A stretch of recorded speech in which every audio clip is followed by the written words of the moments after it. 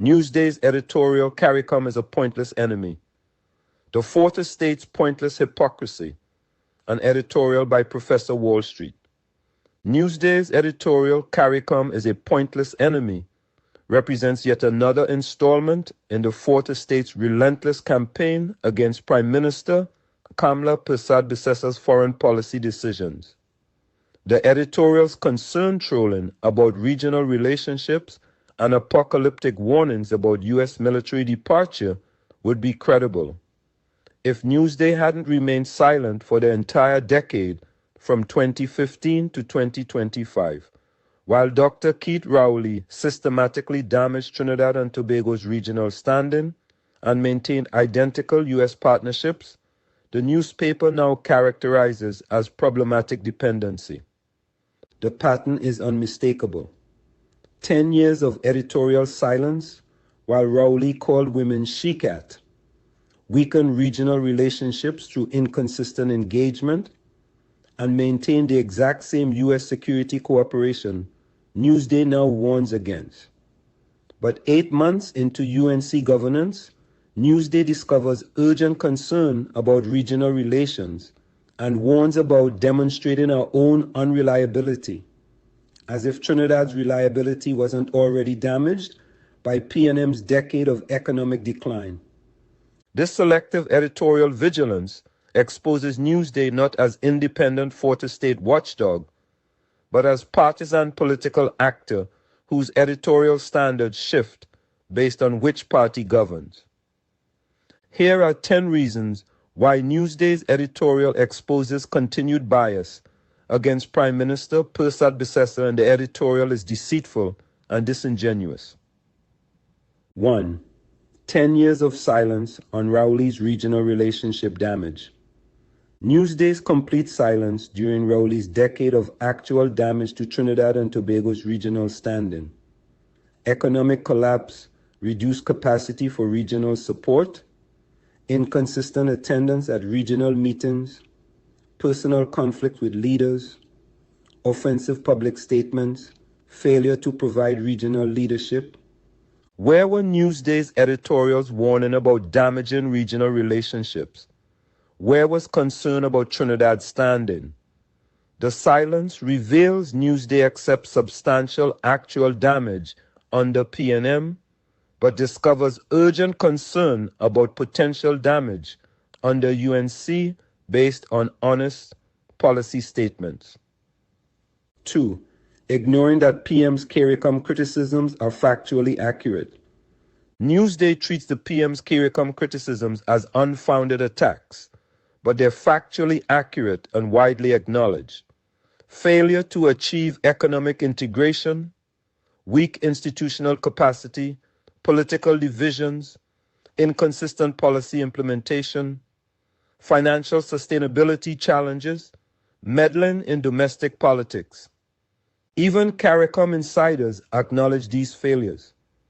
The PM's honest assessment doesn't create these problems.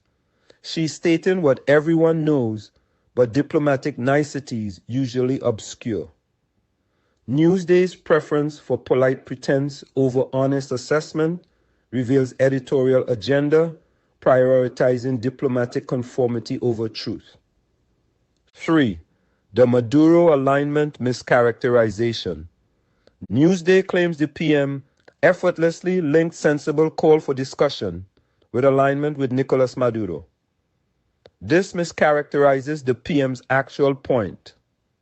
Caricom's response focused on criticizing U.S. visa restrictions, while some members support Maduro's narco-dictatorship that has imprisoned and killed thousands and threatened Caricom members. This represents legitimate criticism of Caricom's selective concern, vocal about U.S. visa policies, silent about Venezuelan dictatorship. Newsday obscures the PM's valid point about Caricom's undermined moral authority. 4. Ignoring Trinidad and Tobago's national interest calculus. Newsday fails to engage with substantive question. Does Trinidad's national interest align with automatic Caricom conformity on U.S. relations? National interest realities. Newsday ignores $42 billion annual U.S. trade, far exceeding $1.1 billion Caricom trade. $3.5 billion U.S. trade surplus, 40% of imports, exports involve U.S. Energy sector depends on U.S. market. Security cooperation addresses drug trafficking. These interests may diverge from Caricom positions. The PM's assertion that Trinidad will pursue its own national interests represents responsible leadership. Newsday's refusal to acknowledge this calculus reveals editorial preference for regional conformity over Trinidad's specific needs. 5. Uncritically accepting Gaston Brown's trade argument. Newsday prominently features Brown's argument that Trinidad benefits from Caricom trade, $1.1 billion, suggesting Trinidad should be more grateful. But context Newsday omits Trinidad's $1.1 billion. Caricom exports represent fraction of $42 billion U.S. trade.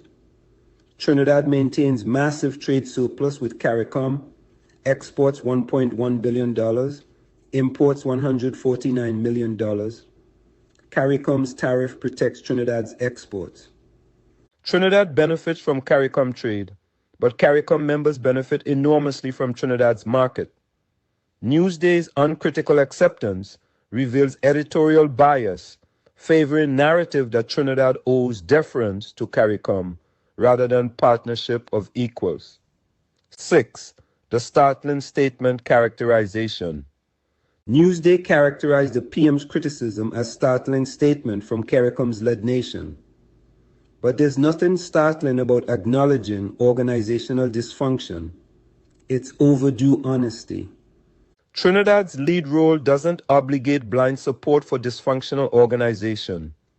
Leadership can mean honest assessment of problems requiring reform. Newsday's suggestion that leadership requires silence about dysfunction reveals preference for maintaining comfortable fictions over addressing actual problems. 7. The dramatic reversal historical amnesia. Newsday characterizes current positions as dramatic reversal from Trinidad's historical Caricom role. But even during the PM's first term, 2010 to 2015, she made clear Trinidad wouldn't be ATM machine for region, defending national interest while supporting regional cooperation.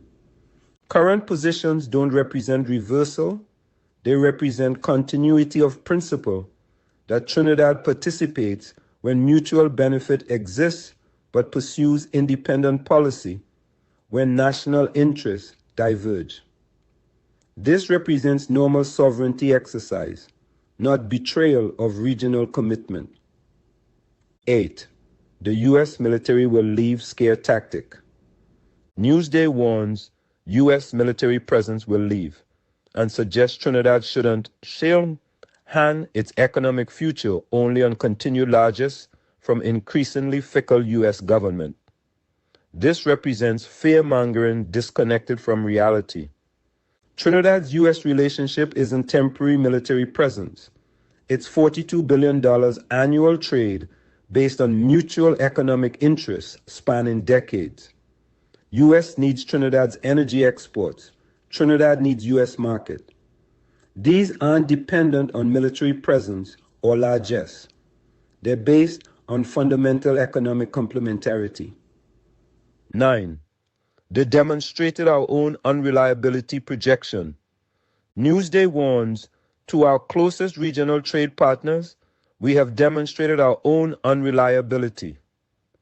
But this projects onto current government the unreliability actually created by PNM's decade of economic decline, reducing Trinidad's capacity for regional engagement.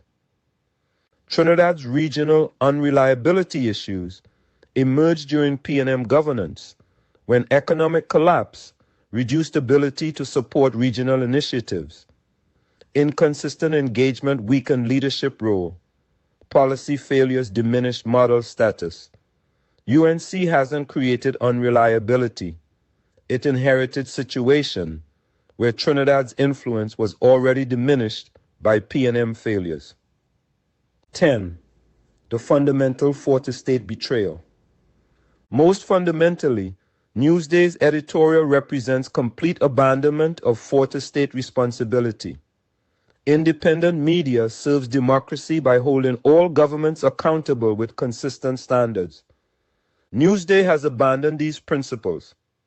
10 years of P&M governance producing actual regional relationship damage through economic decline warranted no editorials. 8 months of UNC governance producing honest assessment warrants editorial warning about pointless enemy. This selective vigilance destroys credibility and betrays democratic responsibility. Citizens recognize newspapers applying different standards based on governing party cannot be trusted as independent arbiters. In conclusion, Newsday's pointless hypocrisy. Newsday's editorial warning that Caricom is a pointless enemy would be credible if Newsday had produced editorials about Rowley's regional relationship damage during his decade in power, maintained consistent editorial standards, acknowledged the PM's Caricom criticisms are factually accurate, and recognized defending national interests represents responsible leadership. But Newsday did none of these things. The newspaper remained largely silent while Rowley's economic failures and inconsistent engagement actually damaged Trinidad's regional standing, then discovered urgent concern when UNC honestly assesses Caricom's dysfunction while defending Trinidad's national interests. Trinidad and Tobago deserves fourth estate that maintains consistent standards, that criticized P&M's actual regional damage with vigor now applied to honest policy statements, and that acknowledges when leaders defend national interests rather than automatically conforming to regional positions that may not serve Trinidad's specific circumstances. Until Newsday explains its decade of silence during actual regional damage under P&M, followed by immediate criticism of honest assessment under UNC, the newspaper's editorials deserve recognition for what they are: partisan attacks, maintaining standards determined by which party governs rather than by actual foreign policy substance. The pointless enemy isn't Caricom.